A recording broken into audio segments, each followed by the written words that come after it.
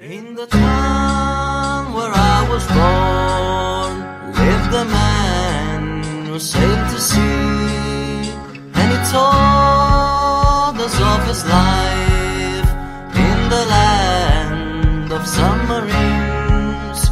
So we sailed up to the sun till we found the sea of green, and we lived beneath the waves in a yellow submarine.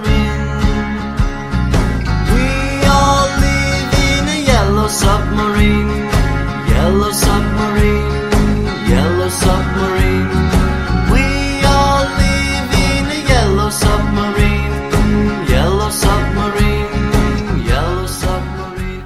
Hey guys, welcome back to another product profile. I'm James in the New York studio, and if you've been following us on the weekly updates, you know that we've been working on this little baby for a little while. This is the Zeta Science Sky Observer, but real quick, before I bring in Max here and we go through some of the flight characteristics and the build process, just want to tell you the reason it looks this way is very simple. This model comes very white and very plain. It just has a sticker set. Doesn't even have any markings on it whatsoever. So when I saw that big tub at the bottom, Stuart and I both looked at it and just saw the yellow submarine, and we thought it would be funny if we painted it all psychedelic and all crazy. So I hope you like it. Right now it's a little scratched up, and you'll see why a little later on.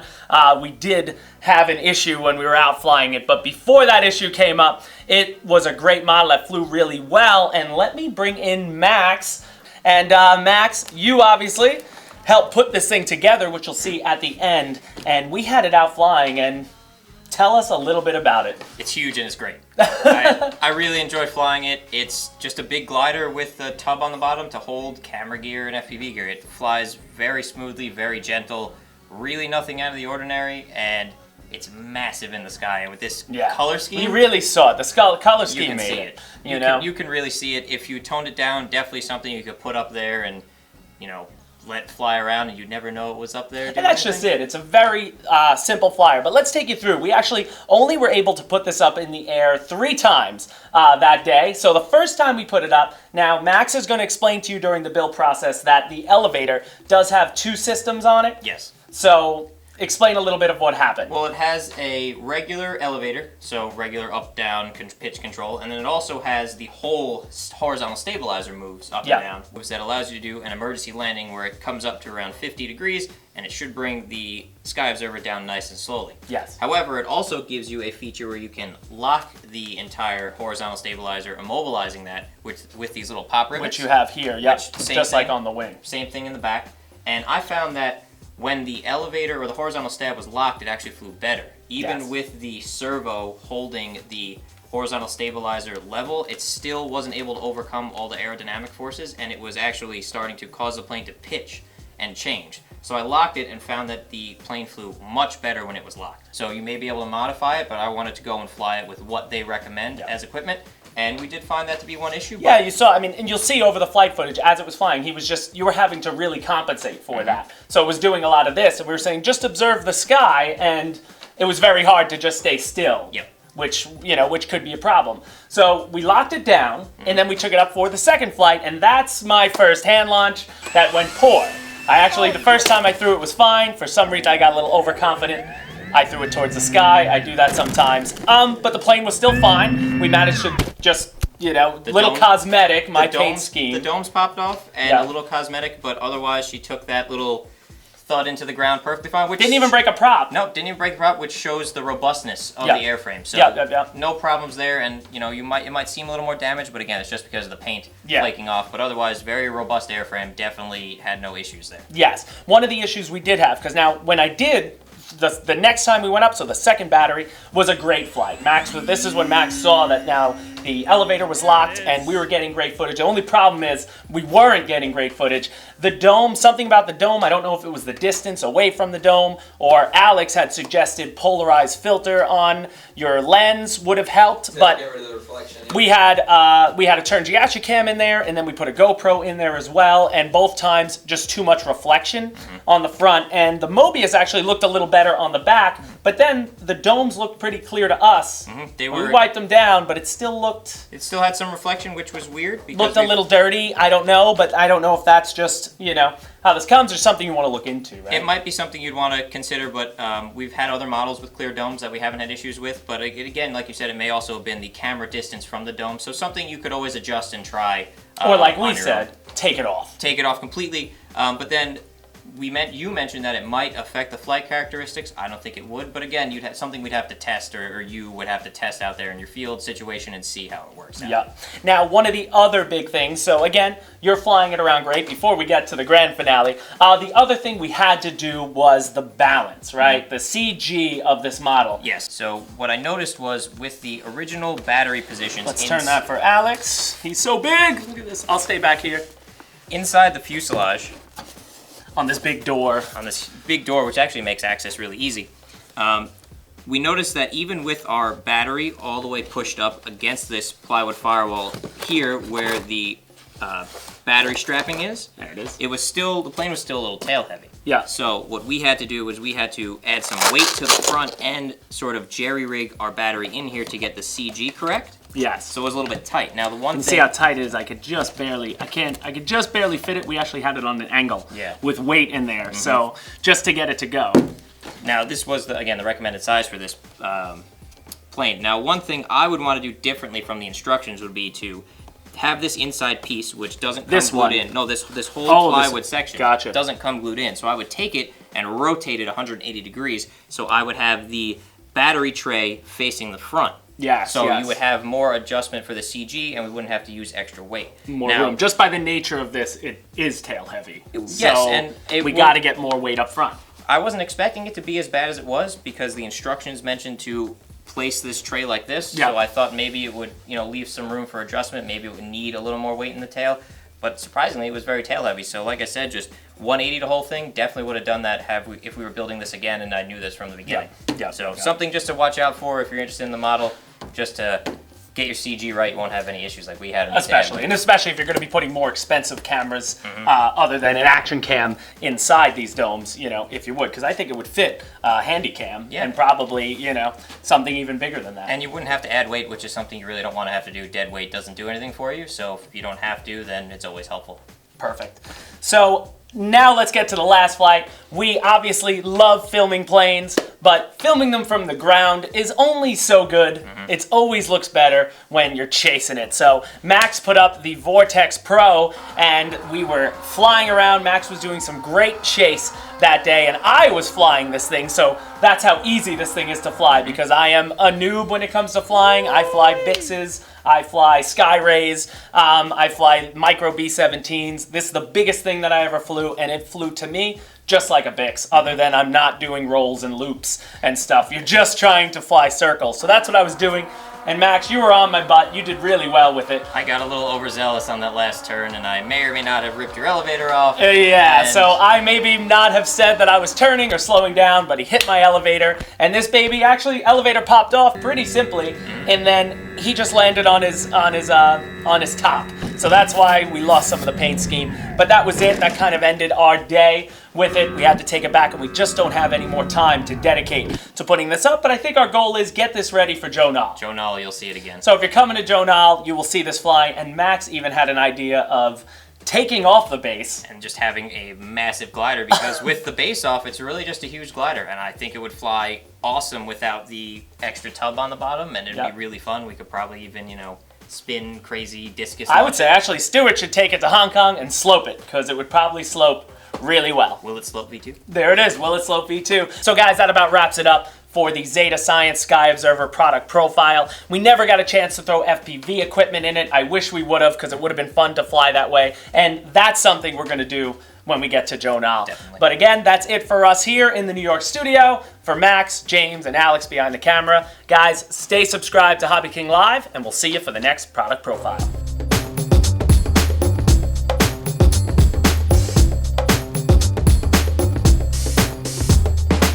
Alright guys, so we're back in the studio and we're going to walk you through the build process and what comes in the box and the equipment we use for the Zeta Science Sky Observer. So the first thing in the box, you're going to get obviously the plane and all its components.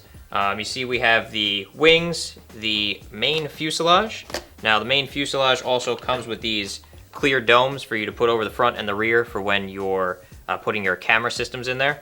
You get the center main section, the vertical stabilizer with your rudder, and the horizontal stabilizer with your elevator. Now, a couple things I did notice was that when I was reading through the instruction manual, some of the wooden frame parts in the instructions show that they require assembly. However, we received it, and the wooden frame for the middle here, these ribs and all the carbon spars and some control arms were already installed. I'm not sure if you're going to receive yours this way, however, the one we received was already set up like this. Now you also get your carbon tail boom with your servo extensions pre-installed, or at least that's the way we received it. The motor boom with the motor mount already installed, and a sort of stationary, I guess you'd call it, gimbal for your action camera. Now you get some other accessories with the Sky Observer. You get all your clevises and control arms. You get a motor mount, and then you also get all of your vibration isolation gimbals and other mounting parts. So you also get some stickers. However, with the really awesome paint job that James did, we're not going to put them on there because we already got the submarines scheme going here. So no need for those for us. Now equipment-wise, they recommend various equipment for you, so I'm just going to run you down through what we decided to use. The first thing we're using is a 3S 5000 Zippy 30C pack to power the model. Then we're going to be using one of our AeroDrive SK3 3542 800 kV motors, and that's going to be paired with one of our AeroStar 60 amp ESCs. Now you need 8 servos for this model. You're going to need 4 9-gram servos and 4 12-gram Metal Gear servos. For the 9-gram servos, I decided to go with the 590M Turnigy servo Metal Gear. Great little servo here, and the Metal Gear train also just helps out a little bit. And then for the 12-gram servos, I went with the Bluebird BMS 376 DMG Plus HS servos. They're really nice little 12-gram Metal Gear servos. And then you're also going to need some adhesives. We're going to be using some CA, and we also have some kicker because I don't like waiting for CA to dry, and also some blue thread lock for any of our motor mount screws that are going to be secured permanently in the model. Now another thing you're going to want to use, and we haven't decided yet where we're going to put them, are action cams. So we have here our Turnigy action cam and our Mobius. I'm not sure yet where I'm going to place them on the model itself. Probably one going to go in that sort of stationary gimbal that comes with it. Alright guys, so I'm going to get started on the build. If I come to any point in the instructions or in the build that I think warrants a little close-up, I'll stop and I'll show you guys any issues I'm having or how to work through it pretty simply. So let's get started.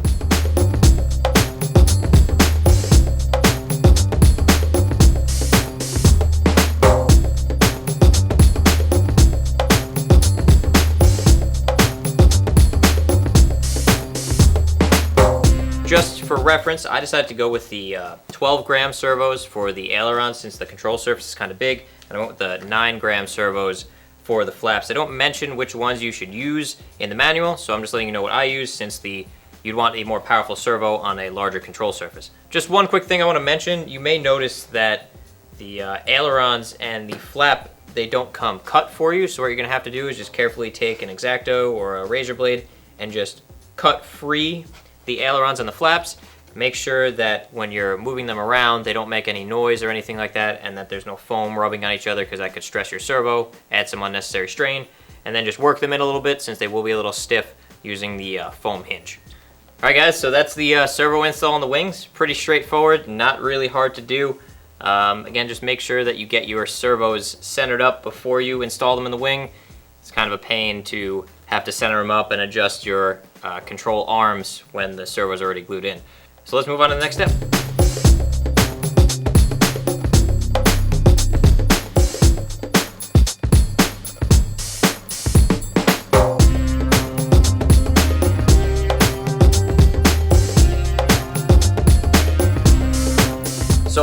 one cool little feature I found when I was finishing up this middle fuselage section was these servo extensions in the back of the tail boom. The tail boom is actually two pieces, and it's held together by just a bolt with a single lock nut on, and you can take it off, and you have these nice little servo extensions, so you don't have to have this 7-foot long fuselage trying to fit it in your car. So awesome little feature in here, and we're going to continue on with the build.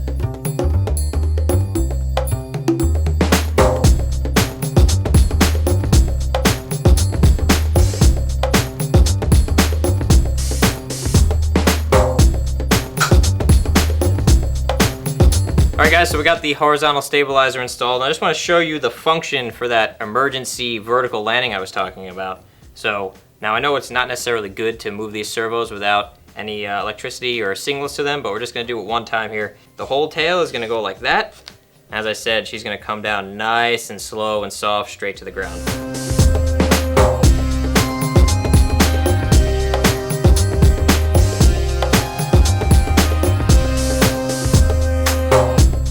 Alright guys, so we got all of our hardware installed done. We have our action cam mount set up in the lower part of the fuselage, and now we're going to be doing our radio and receiver setup. We're going to be using our FR Sky Tyrannus and a D8R2 receiver. So we're going to go ahead and get working on that now.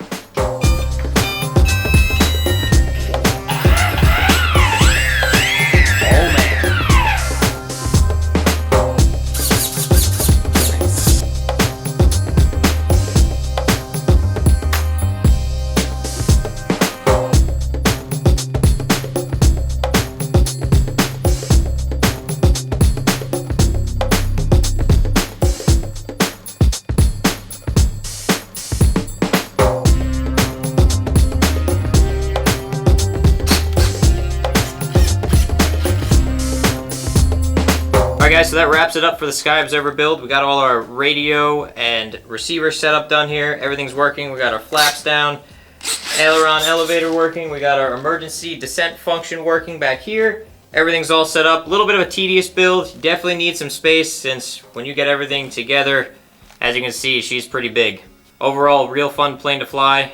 Alright, so I definitely enjoyed building this plane, so make sure you subscribe to HobbyKing Live and stay tuned for the next product profile. We all live in a yellow submarine, yellow submarine, yellow submarine. We all live in a yellow submarine, yellow submarine, yellow submarine. And our friends are all aboard, many more of them live next door.